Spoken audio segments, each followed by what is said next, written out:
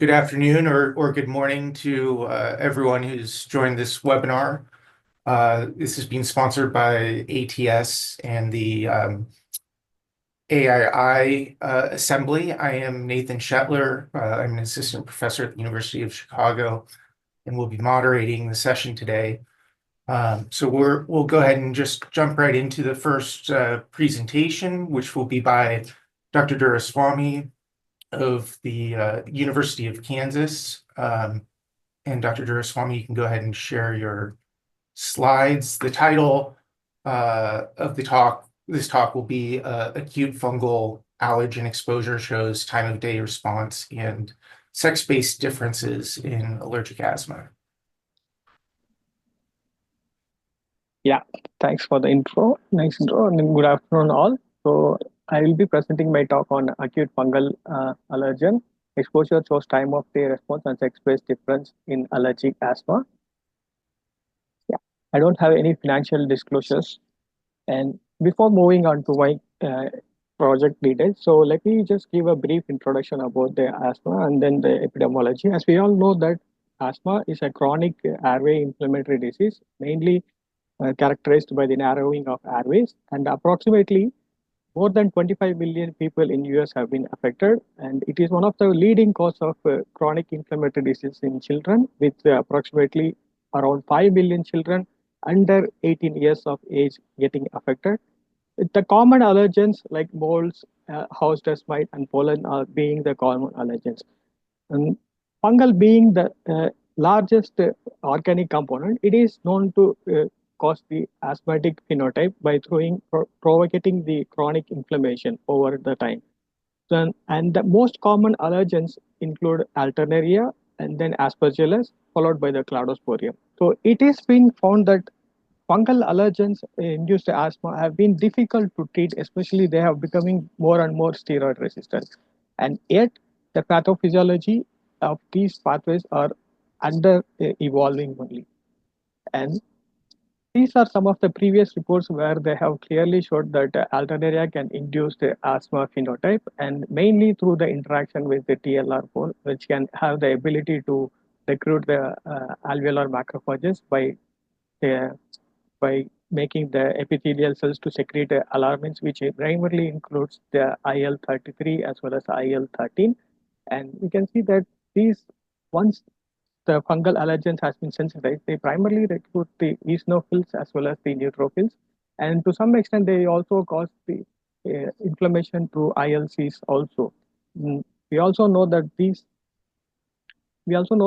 asthmatic phenotype tend to cause the airway thickening and then increase the airway hyperresponsiveness also. And next, coming to the circadian clock. So we all know that circadian rhythm is a self-sustained autonomous clock, which has been taking the cues from the external environment, such as the light, it mainly acts through the clock genes, such as clock, BMAL, and pulse and cries. And along with that, auxiliary clock genes include the reverb alpha, which all together work in a coordinated way to maintain these rhythm. And these rhythms play a crucial role in maintaining the physiological activities, particularly the immune response as well as the inflammation and other physiological factors like physiological pathways like the hormonal secretion and glutamate also under the circadian control. And with that, if any alteration happens in these clock genes, it can lead to both pro-inflammatory as well as the anti-inflammatory responses. And there is a long connection between the circadian rhythm and the asthma also, because the clinical symptoms between the asthma and then the clock, it is clock dependent. So, for example, more than 75% of asthmatic individuals experience worsening symptoms during the late night or early dawn. And most of the deaths due to asthma occur early in the morning. And people have shown that recent studies have shown that in the asthmatic individuals, there is a significant reduction in these core clock genes, which I have mentioned earlier, in the peripheral blood. So with that, we have hypothesized that exposure to Alternaria can trigger eosinophilic and neutrophilic response, which will be which can exhibit sex-based as well as time of day response in a mice. So here we have used wild type mice of both female and male of equal numbers of between 8 to 12 months of age. So what we have done is we have exposed these mice to alternaria for 4 continuous days, and then after 24 hours we have euthanized the mice, followed by the analysis of bile fluid for granulocytes as well as innate lymphocyte estimation. We also measured the cytokines in the bile fluid. And in addition to that, we have performed lung histology, mainly the hematoxylin eosinocin. And then we have also performed Western blot analysis for protein estimation to look at the core clock genes and then the barrier targets, because our aim was to look at whether the exposure triggers any circadian disruption. So coming to the results, so in, we after the exposure to alternaria, we have seen that there is a significant increase in the total number of cells, followed by mainly associated with the eosinophils of both GR1 plus as well as inflammatory eosinophils. Interestingly, in the females, the increase was much higher in the morning, which is the ZT0 time point, when compared to the evening time point. Whereas in the males, it was quite opposite. The increase in these eosinophils was observed in the evening time point. We next measured other granulocytic cells, where we have found that interstitial macrophages similarly were higher in the morning time point in the females when compared to the males, which is in the higher in the evening. In both the cases, the alveolar macrophages tend to be decreased to post alternaria exposure. Next, we measured the innate lymphoid cells, where we have seen that the alternaria exposure mainly recruited the ILC2, which was more prominent in the morning in both the groups. And next, we also found an increased Th2 response in both the groups at the morning time point when compared to the evening, and Th17 cells also. This altogether indicates that there is a sex-based as well as the time-dependent difference in the alternaria exposure, which can trigger the immune infiltration based on sex and time dependently. Next, we measured the bile fluid cytokines, where we have found that mainly the eosinophilic cytokines like IL-4, IL-5, and then IL-33, they have all increased post-exposure, particularly in the morning time point in the males. Whereas in the females, it was showing in the evening time point, they tend to be increased much higher. We next measured the clock proteins in the lung homogenates, where we have seen that the clock disrupted the clock genes, particularly the BMAL, which was more pronounced in the evening, because you can see that the evening time point of BMAL has been decreased when compared to the morning time point after ALT exposure, and simultaneously there is a significant increase in the NFIL3 also, which is a factor which can which can inhibit the reverb alpha. We know that the reverb alpha can control the immune inflammation, but the thing is, in the NFIL3 post alternate exposure, it is increasing, which may downregulate the reverb alpha also. And next, we measured whether this can induce the barrier gene, have an impact on the barrier genes. We found that alternaria this reduced these barrier targets, particularly the E-cadherin and beta-catenin and claudin 1. Next, we measured the histopathology by performing the hematoxylin and eosinocin. Both males and females tend to have the increased inflammation post ALT exposure as expected, but we did not see any difference in the time dependent. So coming to the summary, so we found that alternative exposure does have a significant time of day response in both myeloid as well as inner lymphocytes in males and females, and bile fluid cytokines showed the corresponding trend also. And in addition, the clock genes also get affected by the alternative exposure. Particularly, they are more pronounced in the evening time point in the females, and also the tight junction proteins, particularly the E-cadherin and beta-catenin, they have also been significantly reduced to post alternative exposure. And these changes in the immune infiltration may be due to sex hormones also, which we have not exploited yet. And our future direction, since we know now that the alternative exposure triggers the circadian disruption as well as the immune infiltration. Now we are focusing on whether we can stabilize any one the core clock, the accessory clock gene, which is a reverb alpha, which can reduce the inflammation. We are trying to target that particular molecule by using a small molecule SR9009, whether that can minimize these asthmatic alternator induced asthma phenotype that we are, yeah, currently working on.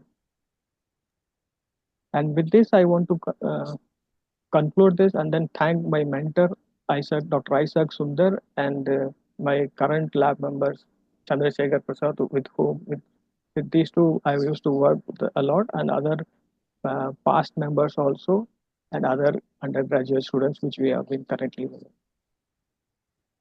I'd also like to take this opportunity to thank ATS as well as the AII Assembly for providing this opportunity to share our results with us. Thank you. Great. Thank you for that wonderful talk. And we're going to hold all the questions until the end of all four of the presentations, but we will have time to ask and answer questions. And I can see there are already one question in the chat, and you can keep adding them. So our next speaker is Dr. Prasad, also from the University of Kansas. Dr. Prasad's talk is titled Extracellular Vesicle MicroRNAs as Novel Biomarkers in Asthma Pathobiology. And Dr. Prasad, are you able to? Perfect. Thank you. Hello, everyone. Am I audible to everyone? Yes. Yeah. Yes. Hello, everyone. Good morning and good afternoon. And the talk that the talk that I will be presenting today is like extracellular vesicle microRNA as a novel biomarkers in asthma pathobiology. So, as we all know that asthma is a heterogeneous chronic lung disorders with a very complex endotypes and the treatment responses. It is characterized by airway remodeling leading to the congestion and difficulty in breathing. Uh, on the basis of its complexity and the treatment responses, it is categorized into mild and severe asthma. The mild asthma where is basically a type 2 immune response and they are sensitive to the corticosteroids, and but on the other hand, when it becomes a complex, then it might be a mixed immune response, which could be the type 1, type 2, and type 17 immune response. And generally, they are corticosteroid insensitive, and the external agents which can induce this severe asthmatics might be of complex nature, and there could be more than one types of external agent which could trigger, like it could be a pathogens along with allergens, and then smoking habits that also might make the asthmatic phenotype severe, then gastroesophageal reflux and obesity. All these factors also contribute to the severe asthma and make it more complex in terms of treatment and the responses compared to the mild asthma.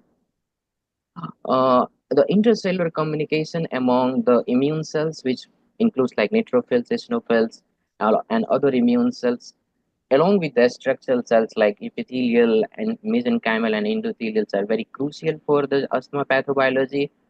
And it has been already reported in the literature that the extracellular vesicles play a very important role in intercellular communication among the cells within the tissues. And these extracellular vesicles are actually the tiny membranous vesicles which are released by most of the cells. And on the basis of size, it has been categorized in three different groups. Like the smallest ones, which having the size of around 50 to 200 nanometers, they are called exosomes, and the ectosomes are of the size of around 200 to 1 micron, and the apoptic bodies, which are of largest size, like around 1 micron to 5 micron. These membranous vesicles are enriched with, or they carry a cargo which might have some proteins, DNA, and RNA into it. But what is we are focusing in our work is especially the small RNA, which is microRNA, which these uh, extracellular vesicles are enriched with.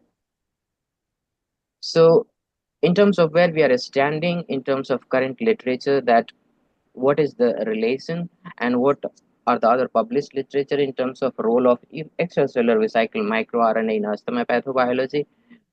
We have summarized some of the major publications here, and they show that if you see the first one, where the human bronchial epithelial cells, when they were treated with IL-13, then the differential expression of some of the EV enriched microRNAs were found. Like you can say that this microRNA 34A and then MIR92B were found to be downregulated post IL-13 treatment, and this MIR210 was upregulated post IL-13 treatment. And when these microRNAs were validated in the nasal lavage, EV derived from the nasal lavage, then it was found that they significantly correlate with the lung function parameters like FEV1 to FVC ratio in asthmatic children. The second publication highlights that the plasma-derived EV microRNA are differentially expressed in asthmatics compared to healthy controls, with microRNA 122.5b was found to be elevated in severe asthma, and it positively correlated with blood eosinophils and neutrophil count. The serum-derived exosomal microRNA, including this MIR21.5p, MIR1263p, MIR146A5p, and 2155p, were upregulated in severe asthma. And when these microRNA targets were identified and those targets were analyzed through a string database, it was found that these microRNA might be associated with regulating TGF-beta signaling, Th1 Th2 differentiation, prostaglandin metabolism, and NF-kappa beta signaling.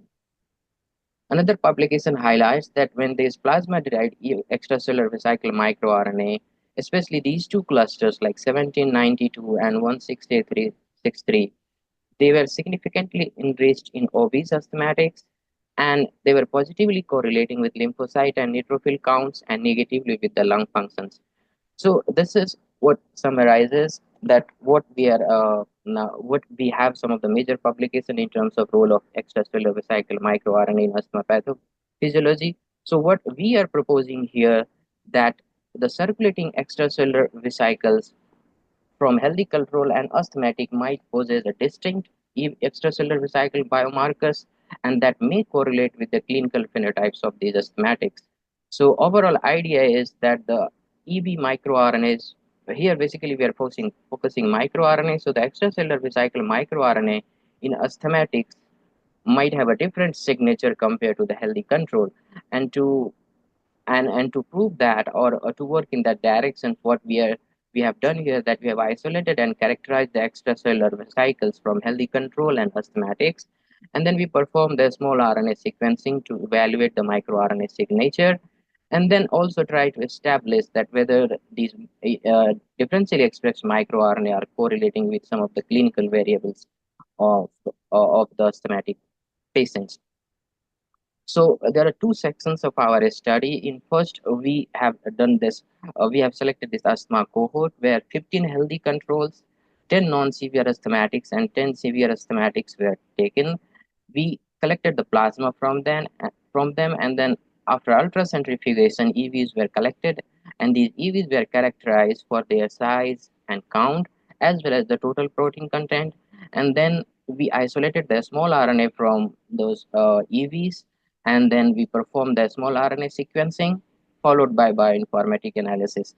In the next other part of the study, where we try to validate the microRNA that we found differentially expressed, we try to validate them using in vitro models where the bronchial epithelial cells were treated with house dust mite allergen. And after 72 hours, total RNA was isolated, and then we did, after making cDNA, we did this RT-qPCR to determine the expression level of these differentially expressed miRNA.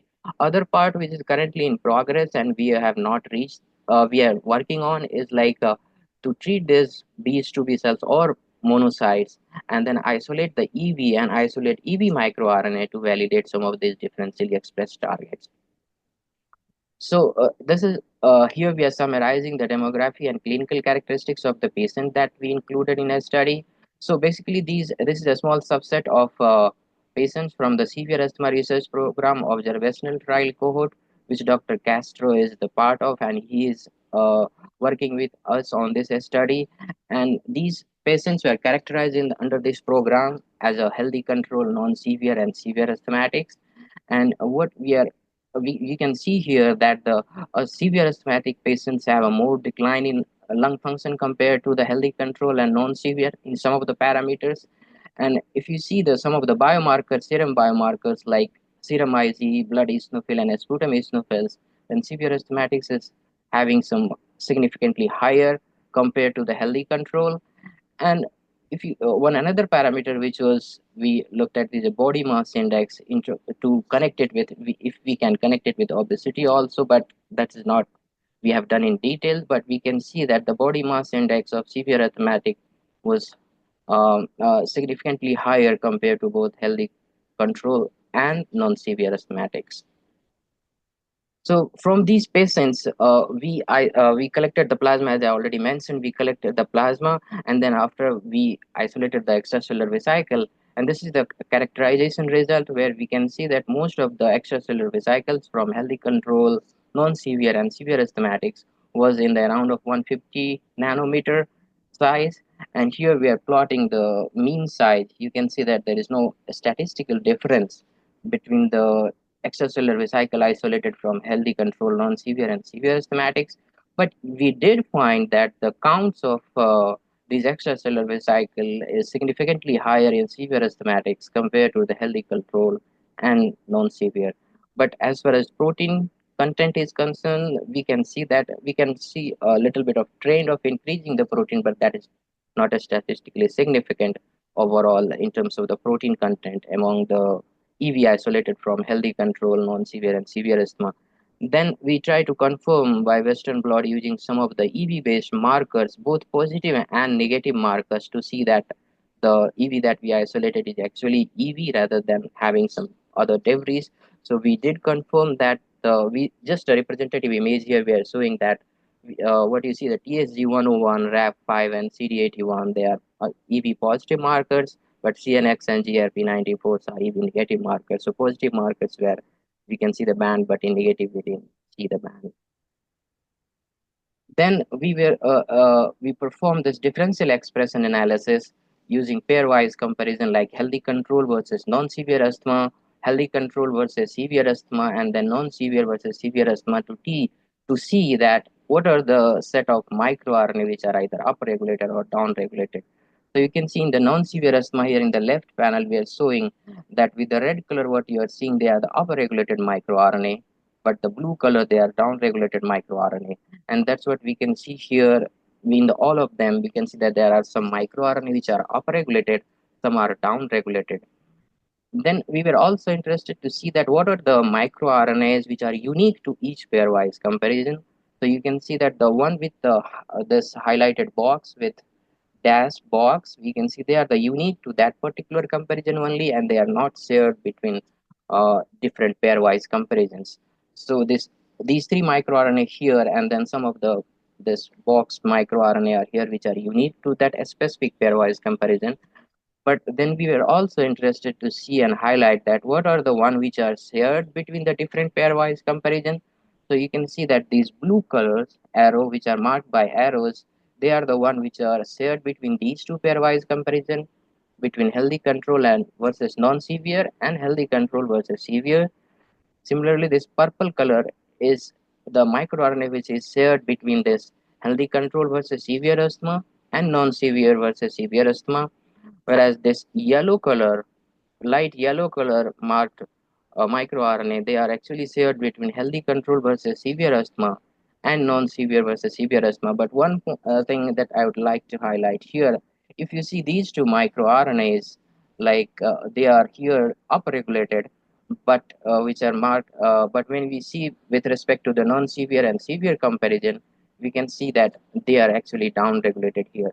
So not only the so even they are shared between two different pairwise comparison, when the health status has changed, their directionality of expression has also changed.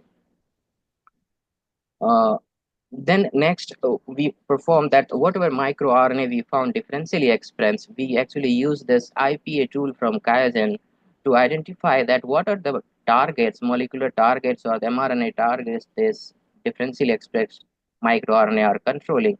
So we only focused and selected only those targets, mRNA targets or genes, which are experimentally observed.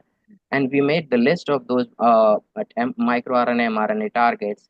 And we try to look at that in each comparison, what sort of protein-protein interactions are formed. So we use this string database to analyze, and we can see that these targets are they are linked at somewhere at molecular level, and they might be associated with each other in controlling these asthma pathophysiology. Next, we use those list of targets, and then we did this enricher. We use the enricher tool for the pathway enrichment analysis to see that what are the top pathways which are getting enriched by these mRNA targets.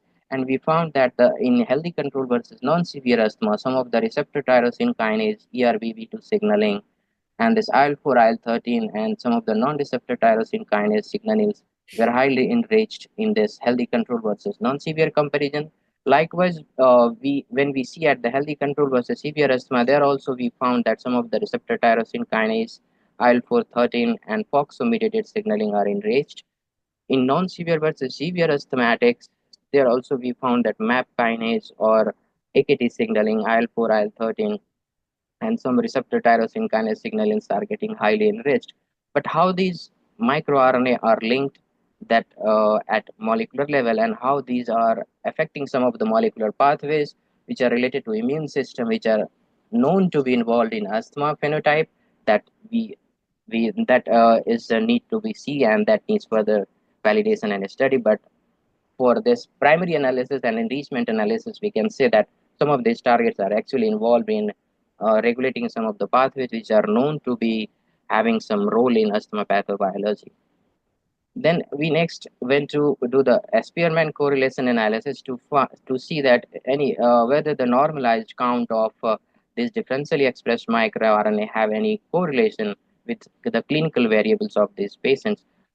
We found that you can see we have highlighted here whatever is here highlighted in this in this dotted box are the one which are statistically significant, and we have highlighted some of the microRNA which are showing significant correlation. This 515, 330, and others like 449 to 500B, 610, and 5100. They are correlating with either positively or negatively with these BMI, ACTS score, exacerbations, and then lung functions along with log IG. We have highlighted some of them here just for the representation purpose. We can see that this 333P is actually showing a negative correlation with the lung function, whereas positive correlation with the log IgE, and this mid 610 and 133A3P. This is with the showing positive, both are showing positive correlation, one with the log IgE and other with the ACTS scores. The next, what we did that, as I have mentioned in the method section, that we treated the B2B cells with the HDM allergen, and then we isolated the total RNA, and we did this RT-qPCR analysis to find out the expression of some of the differentially expressed microRNA, and we found that in the total RNA from the cells, we did find that this 513A, 548T, 330, 5189, and 6501 is actually, although these two are showing a trend, but others are statistically significantly higher compared to the control, which is like following the same expression pattern which we observed in asthma cohort, where we found that the asthmatics have a higher expression of these microRNA targets compared to the healthy control. If you see the lower panel, these are the targets which were we found that in asthmatic cohort down regulated compared to the healthy control.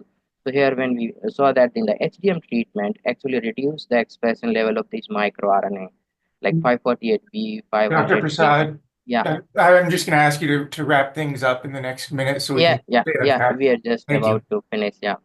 So that's 500B. These were down-regulated. We also found some of the other microRNA which were either not changing or not following the same pattern as we observed in our asthma cohort. So to summarize and the feature directions, the EVs that were isolated have around size of 200 nanometer, and the EV isolated from the severe asthmatics were higher in counts compared to the healthy control and non-severe asthma. Total 22 different differentially expressed microRNA were identified among all the pairwise comparison. An IPA-based mRNA target analysis showed that these differentially expressed microRNA target are involved in regulating some of the pathways like MAP kinase, cyclic GMP, and AKT signaling, along with IL-4 and IL-13, which are known to be involved in regulating asthma pathobiology. But the exact role of these differentially expressed microRNA in asthma pathobiology needs further validation. This differential expressed microRNA shows significant correlation with lung functions, IgE, ACTS score exacerbation, and body mass index. In validation study, we found that the HTM treatment actually upregulates the microRNA 513A and 330 and 5189, which were found to be upregulated in asthmatics compared to the healthy control, and downregulation of some of the targets like 548B compared to the control, which is following the same pattern as we observed in the cohort study. Through future direction, we are working to if we can validate some of the targets in EV-derived microRNA after treating the epithelial cells or monocyte cells with the HTM, IL-4 or IL-13, and also to look that we know that our current cohort is having very small numbers. So if we can validate these microRNA targets in larger cohort and to make it a more stronger case, so that then these biomarkers might serve as novel circulating markers for to delineate the various asthma endotypes. Great. And and I would like to thank Isaac Sundar, my mentor, and then my lab mate Santhosh Duraisamy, who just presented, and other undergraduate trainees, and of course the funding support. Thank you so much, and thank you ATS for giving us this opportunity. Well, thank you for that presentation. We can go ahead and change the slides. The next speaker is Dr. Orlov from the University of Colorado.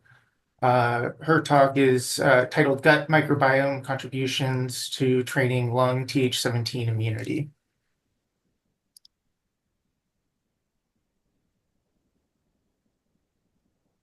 Can everyone hear me? Yeah. Yeah, your audio is working. Great. Perfect. Thank you. So thank you so much for having me. My name is Marika, and today I'll be talking about gut dysbiosis and how it alters Th17 cell inflammation in the lungs.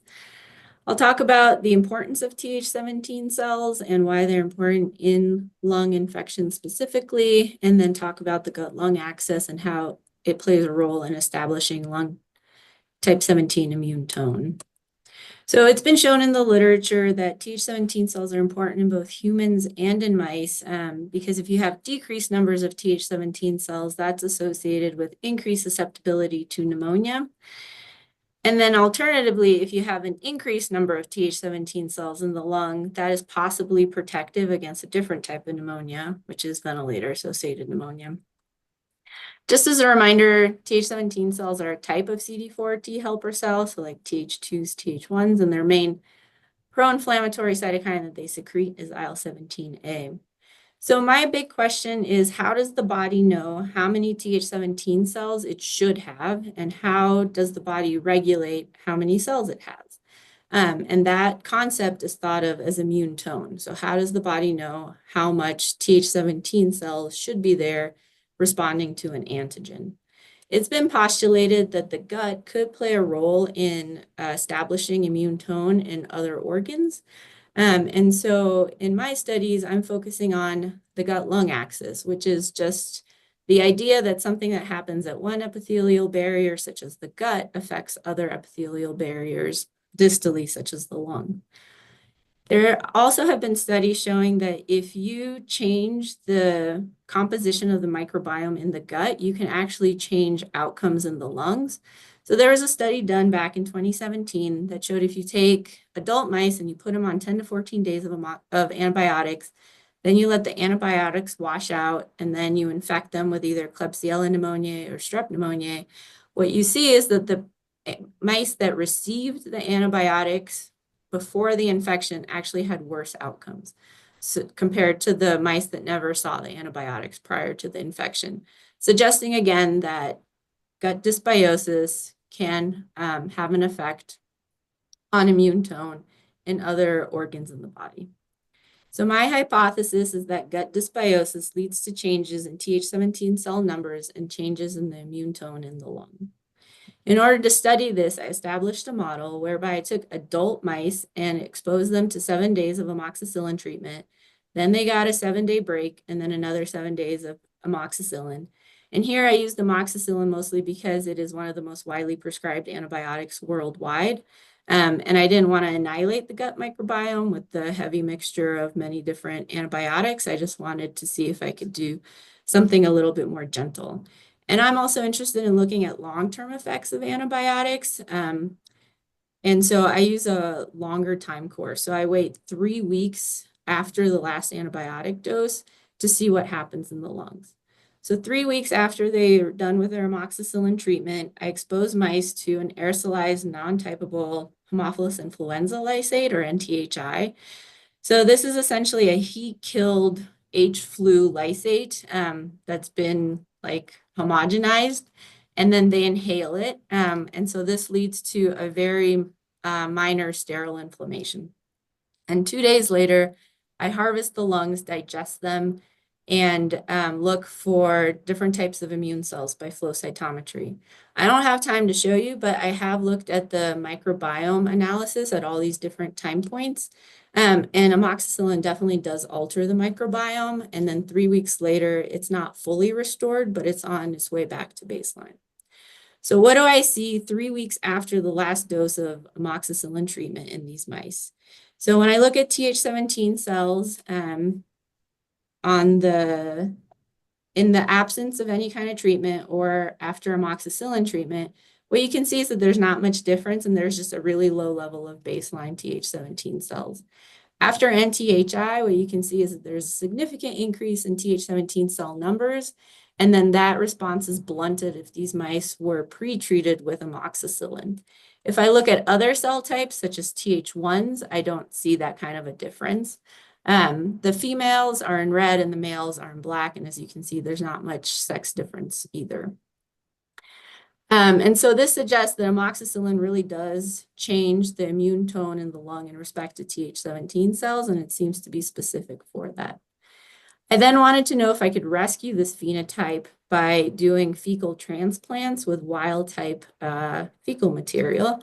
So I have the same model as I showed before, except this time after the last day of antibiotic treatment, I exposed the mice 3 days in a row to wild type fecal gavage, and then assayed their lungs 3 weeks after.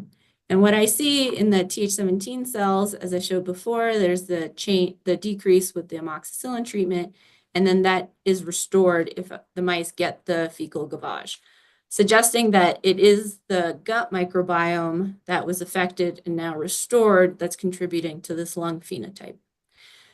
And so my other question was, so this is what we see in like a depleted, low diversity setting where the microbiome has been altered by the antibiotics. I also wanted to look at the opposite, in which case I would be looking for a model that would allow me to have increased diversity or increased exposure of the microbiome to the gut epithelium. And so in order to study this, we looked at MUC2 knockout mice. So MUC2 is a mucin that's found in the gut. As you can see in the picture here, the mucin is in green. And so the MUC2 mucin forms this really nice protective mucus layer between the gut epithelium that's down here and then the red bacteria. And so in the MUC2 knockout mice, as you can imagine, without that gut epithelial protection, the bacteria are interacting much more intimately with the epithelium in the intestines. And so in this setting, I took these MUC2 mice and I age matched them to my other experiments and I exposed them to NTHI. And the thought would be that if I have increased diversity or increased exposure of the epithelium to the microbiome, maybe I could see a difference in Th17 lung tone. So as I showed previously, in the presence of antibiotics, you get a decrease in Th17 cells. And then in these MUC2 knockout mice, the controls, the like wild type littermate controls, have this increase in Th17 cells. And then in the MUC2 knockouts, in the presence of NTHI, you have a significant increase in Th17 cells, as we were hoping to see. So in conclusion, I think I've shown that changes in the gut microbiome really do change lung immune tone. And with decreased diversity, you have decreased Th17 cell numbers. And with increased diversity, you have increased Th17 cell numbers. And then the next steps now are to challenge these mice with MSSA to see if there really is a difference in outcomes in these mice to infections. And so with that, I just want to say thank you so much to the entire Chris Evans lab here at CU, as well as the fellowship leadership and my funding sources, and then of course my family, my 2 kids and my husband. So thank you so much to everyone for listening. And that is it. Great, thank you, Dr. Orlov. And our final speaker of the day is Dr. Dy from the University of Arizona. And the title of their talk is Autoantibodies to Collagens are associated with altered lung function and increased mortality risk.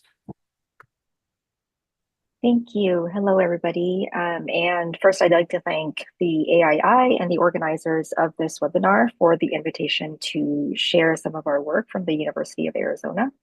I would also like to acknowledge at the beginning my co-authors for this abstract and for this project, and most especially my mentor, Stefano Guerra.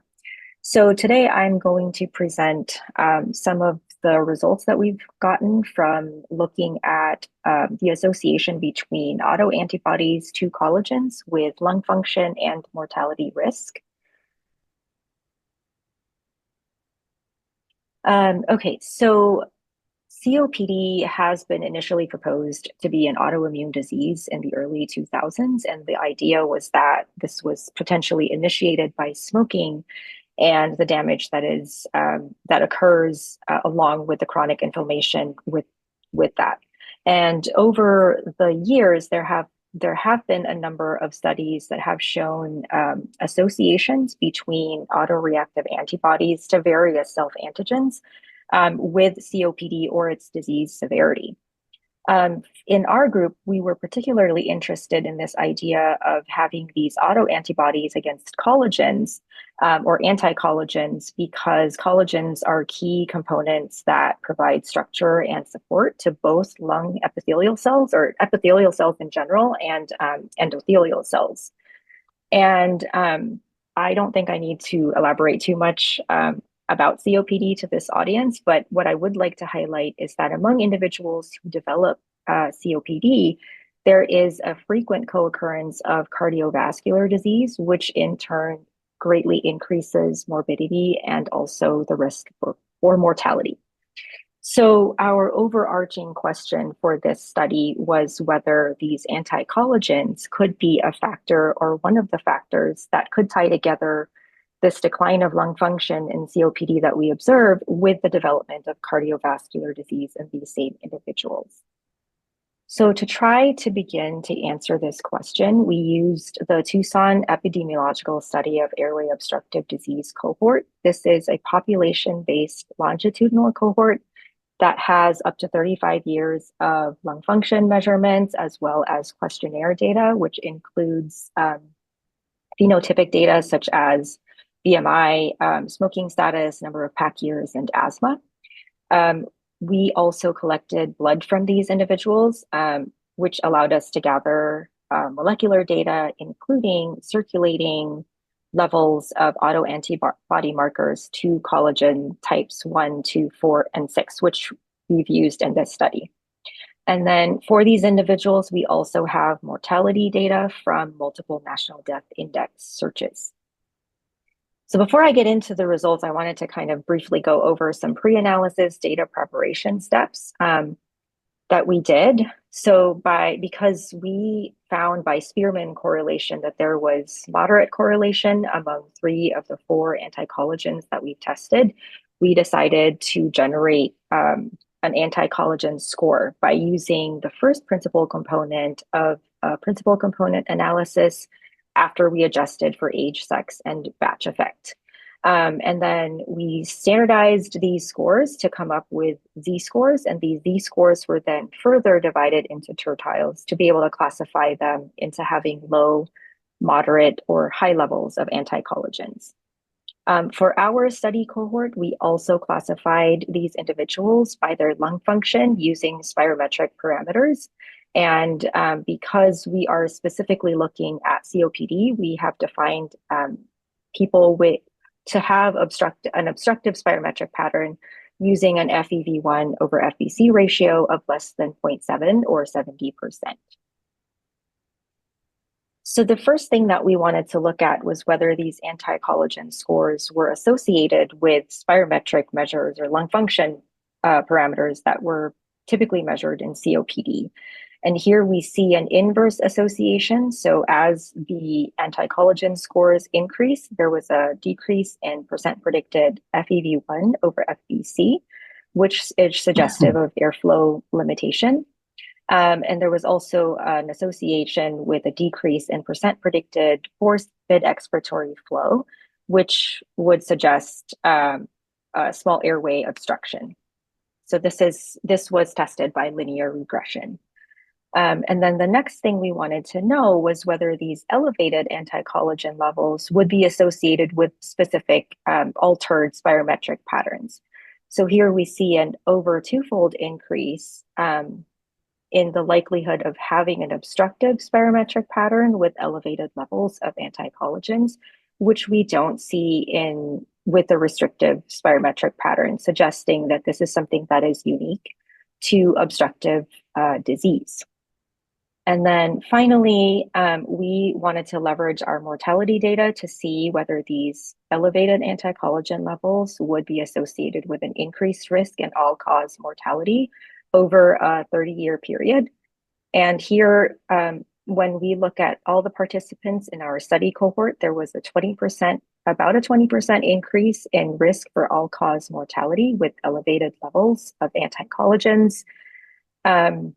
And in the subgroup of ever smokers, so these people are either current active smokers or have smoked in the past, they had an increased risk in mortality of about 60% with the elevated anti-collagen levels. And among individuals with an obstructive spirometric pattern, so suggestive of airflow limitation, they had a greater than 3-fold increase in risk for mortality with the elevated levels of anti-collagens. So then we wanted to kind of parse specific causes of mortality that was driving this effect in these 2 subgroups that had particularly high risk. And we see when we look at COPD specific mortality, there was no significantly increased risk for mortality within these subgroups. However, when we look at the ever smokers, they had an almost 2-fold increase in risk of cardiovascular specific causes of mortality with the high anti-collagen levels. And among those with airflow limitation, this increased risk for cardiovascular specific mortality was between 7- and 9-fold, suggesting that these anti-collagens could potentially be playing or having a role in the development and progression of cardiovascular disease. So to summarize what the data that I just presented, I showed that individuals with moderate to high anti-collagen levels were more likely to have airflow limitation. And these elevated levels were associated with an increased risk for all-cause mortality. And this was particularly high when we look at ever smokers and those with airflow limitation. And then the increased mortality risk that we were observing was largely driven by cardiovascular causes in these two subgroups. So suggesting that there could be a unifying factor between the decline of lung function that we observe in COPD and also the development and progression of cardiovascular disease. So with that, I thank you again. These are my funding sources, and I'm happy to take questions or hear your feedback. Thanks. Thank you, Dr. Dy. Maybe I'll ask the first question to you. Are you able to look at different time points at lung function and these anti-collagen antibodies to get at the question of whether they are sort of a response to the obstructive process, or whether they might be actually driving that process? Yeah, that's actually a great question, because that's what I'm trying right now, is longitudinally trying to see if there are certain trajectories of lung function that would be associated with levels of anti-collagens. And we do have additional blood samples over the time course so that we could repeatedly test anti-collagen levels as well. Great. Very interesting. Thank you. Can I ask a question, or? Sure. Just following on your question, Nathan, for Dr. Dy, very nice work. I wanted thinking whether or not we know potentially what the causality is of these antibodies in relation to the onset of obstructive airways disease. I'm thinking if people smoke and have airway epithelial barrier dysfunction, whether that in fact exposes different epitopes and generates new antibodies. So are these markers of what's happening in the lung, or are they actually contributing pathologically to the lung disease? Yeah, that is the question. I don't know whether it is an epiphenomenon or something that is a direct driver, but the theory is that because, there's a chronic inflammation and there's damage to both the epithelial barrier and the endothelial barrier, there could be cryptic antigens that are normally not exposed to the body. And this is then, the body is then recognizing these as antigens and mounting an immune response to them. So that would be one theory that would mean that they would be directly contributing, but I don't have data to support that yet. Very nice work. Congratulations. Thank you. Dr. Ballinger? Yeah, go ahead. I actually had a question for Dr. Orlov. Are we switching between people? Yeah, absolutely. It's open to all of the presenters. Awesome. So I really thought your model was really interesting. I want to call your attention to a question in the chat, and then I have one as well. So the chat question was asking about the fecal gavage and how this was obtained and kind of some more information. So maybe if you want to give us that first, and then I'll ask my question. The fecal gavage, I collected samples from mice that were around the same age that had never received antibiotic treatment. It was not the same mouse's gavage that was occurring. So it was a collection of like 20 mice, and then I combined all that together, and that's what made the gavage.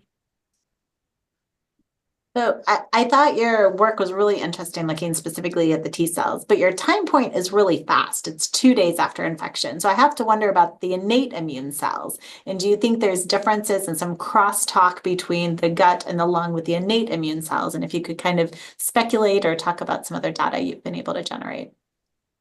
So I've looked at a couple of the other populations, including gamma delta T cells, NK cells, and NKT cells, and there's no changes in those numbers. I have not looked at ILCs, which I realize is one of the other main contributors to innate immunity, and so I have plans to do that, but by flow, it was harder to assess that by flow with all the other cells that I was looking at, but that is something I hope to do. Thank you. And Dr. Ballinger, do you want to pose the question that you added in the chat to Dr. Duraisamy? Sure, he had actually answered me via Oh. chat. But just with the first presentation, sorry, I'm struggling with remembering everybody. Dr. Duraisamy, I was confused about when the collections were happening. If the 6 a.m. if you remember, this was the talk that was about the 6 a.m. and the 6 p.m. And so whether they were infected at that time and then collected at the same time afterwards or not. And so he did confirm that. I'm happy to let him answer some additional questions if he would like to. Actually, we have based on our experiments, so we have exposed the mice at 6 a.m. and collected the BAL samples at the same time point. So 24-hour sports, either it is morning or evening, we have kept the time point same. So 24-hour sports, if we have injected them in the morning, collected the samples in the morning itself. So likewise, we have collected at the same time point, not at a different time point. Yeah, just to kind of build on that a little bit too, do you think it's linked to like activity and exercise? Seeing that like 6 a.m. is, I don't know what your animal facilities are. Ours are lights out 6 p.m. to 6 a.m. So it's the 12-hour light and dark cycle. And so the Yes. idea being that when they're active, are they not Same. having this immune response? And so when they are inactive, they are, just because they're nocturnal animals. I don't know if you guys have thought about that at all in relationship to the clock genes in addition.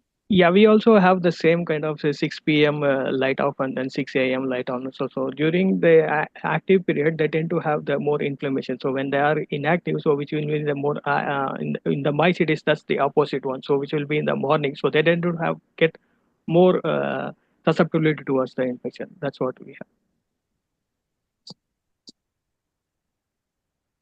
have. A question, Nathan, is that good? Sure. Yeah, go ahead. I had a question for Dr. Prasad.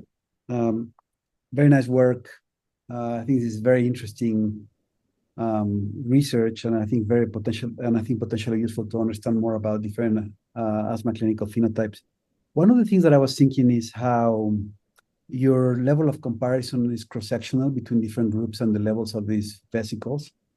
And yet your epithelial exposure data shows that some of these can be upregulated during acute house dust mite inflammation. So I guess the question is, how much do these vesicles really reflect the underlying phenotype, or they're more likely reflecting acute inflammatory changes in the airways? I mean, I think longitudinally it would be interesting to see how these vesicles relate to changes in disease activity. I don't know if you had any comments around that. Yeah, so so first, if I understood your questions, like how these extracellular recycler microRNA are actually controlling the clinical aspect of the asthma. So right now what we have is we are trying to prove some of the findings, because what we have done mostly like the this big data set microRNA and then going for differential expression and then going for this IP analysis. But we are trying to see that if using house dust mite, we know that we'll not be able to mimic that severity and mild case in the, especially in this case, house dust mite when we are treating in vitro. But definitely when we are we'll try this in a larger cohort, then we might be able to prove this in a better way, that what we are finding here are there also in terms of when we are trying to delineate this moderate with severe asthma. But here in the in vitro, we are restricting ourselves just to see that whether what we found here in terms of differential expression, are we getting those microRNA to be upregulated or downregulated in the allergen model in vitro at least. But then once we confirm that, then we will have a more stronger case to go for the larger cohort, if I've answered that correctly. Yes, thank you. Great. And Isaac Sundar has a question. I assume this is for Dr. Orlov, about the microbial species contributing to the Th17 skewing. I haven't been able yet to do a more like in-depth analysis as to which microbial species are the ones that are responsible. There have been a lot of studies that show that SFB bacteria are very important in Th17 cell regulation in the gut. And so I am planning on looking specifically into that.